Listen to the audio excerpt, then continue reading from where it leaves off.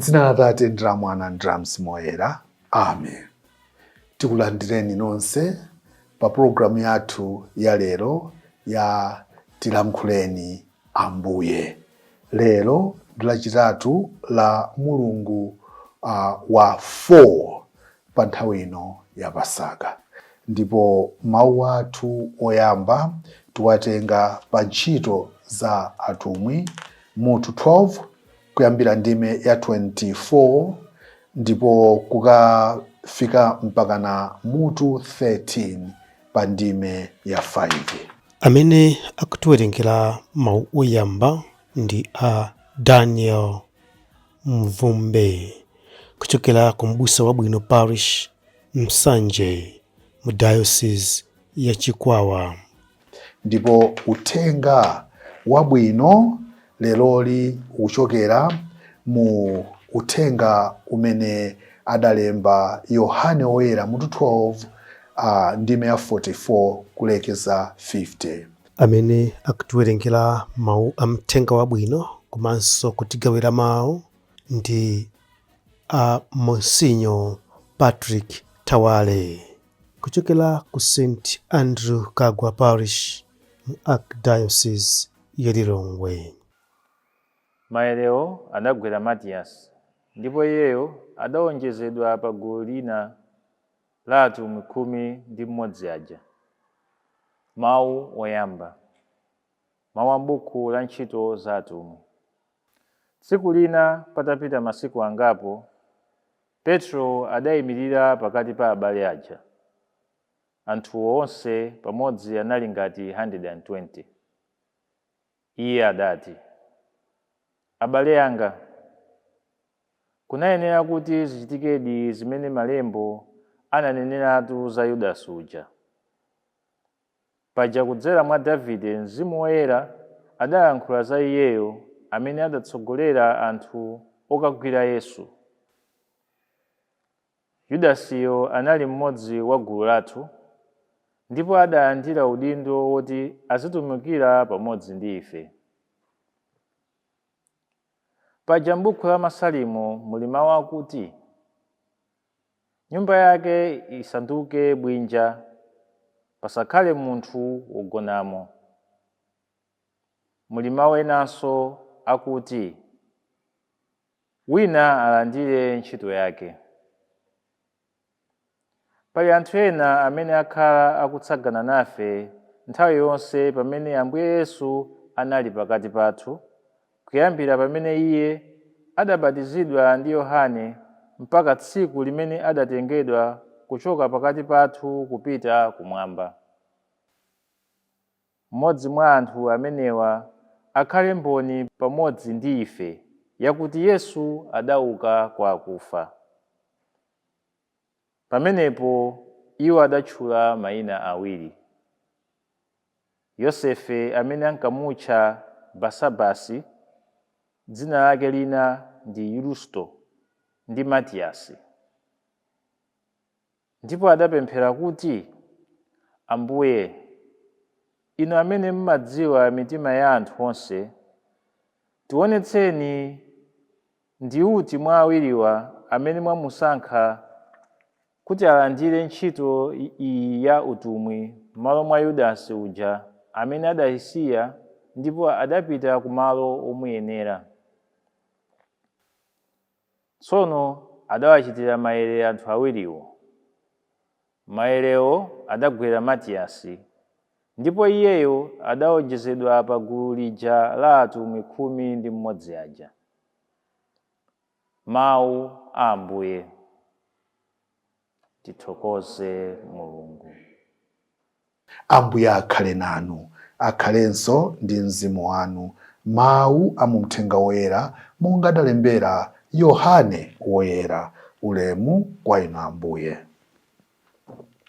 Pa nthawi yomweyo Yesu adanena mokweza mawu kuti, "Munthu wondikhulupirira sakhulupirira ine ndekhayi, koma amakhulupiriranso Atate amene adandituma.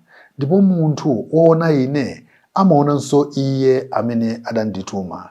Ine ndine kuwala, ndipo ndidadza pansi pano kuti munthu aliyense wokhulupirira ine asamayende mu mdima. Munthu akamva mawu anga koma osagwiritsa ntchito, ine sindimzenga mlandu ayi. Pakuti ine sindadzere kudzazenga anthu mlandu, koma kudzawapulumutsa. Munthu amene akana ine ndipo salandira mawu anga, alipo amene adzamuweruze.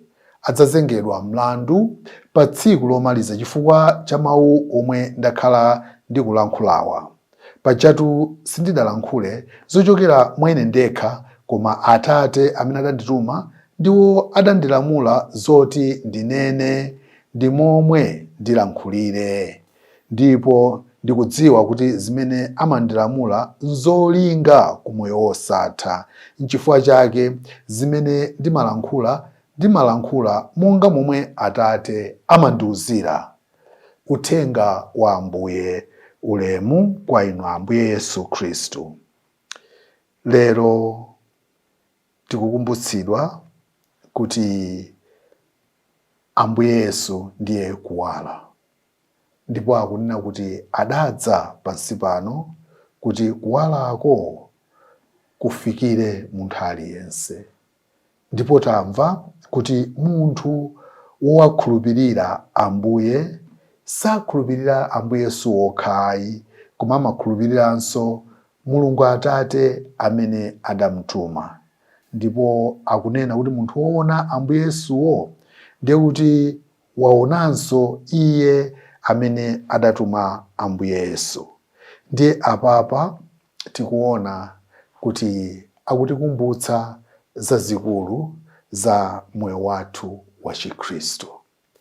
Lero pamene tikuchita chaka cha Matiyasi mpostoli amene anali wotsatira wa Ambuye Yesu. Tikudziwa kuti Matiyasi adasankhidwa mwa njira yapadera. Alipo apostoli ena anasankhidwa kuchokera pachiyambi, ena malowa mwa ena. Aliyense mwa ife chauta amamuyitana, ndipo amamuyitana mwa njira yake. Ndipo n'chifukwa chake lero akutikumbutsa kuti Ambuye Yesu akatiyitana tizidziwa kuti iwowo ndiye kuwala, ndipo iwowo adadza pansi pano kuti tione choona. Munthu wokhala mu mdima sangaone choona ayi, koma munthu amene ali mkuwala ndi amene iyeyo ayenera kuti akhale ndi danga ndi mwayi woona choona. Tsono Matiyasi woyera watipatsa chizindikiro cha ndiponso chitsanzo cha mtengo wapatali. Chauta satiyitana kuti tikachite holiday ayi, amatiyitana kuti tikagwire ntchito yake yopembedza iyeyo Mulungu, komanso ntchito yake imene timaonetsa pokonda ena.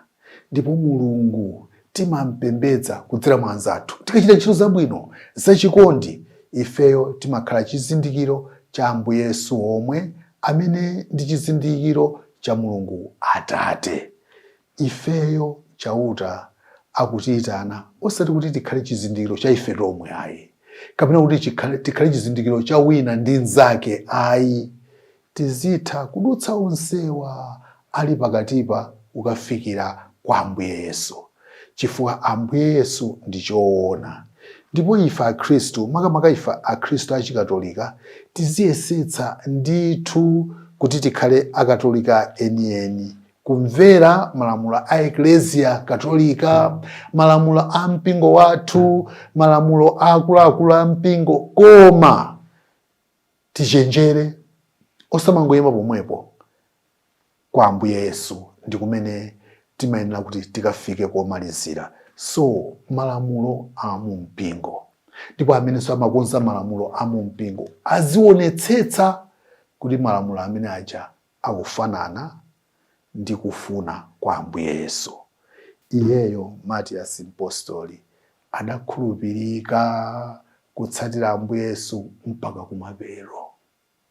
Ndipo kwa pafupi kutsatira Ambuye Yesu, mwina utsatira zako ndibwereranso kwa kale kuja kuti timayenera nthawi zonse kukhala anthu okondopemphera.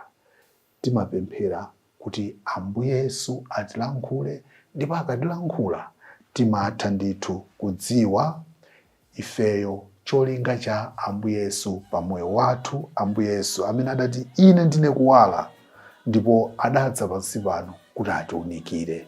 Ndipo ngati sitifuna kuti atiunikire, Ambuye sangadziwumirize pa ife, timenera kusankha kuwalako mwaufulu. Amen.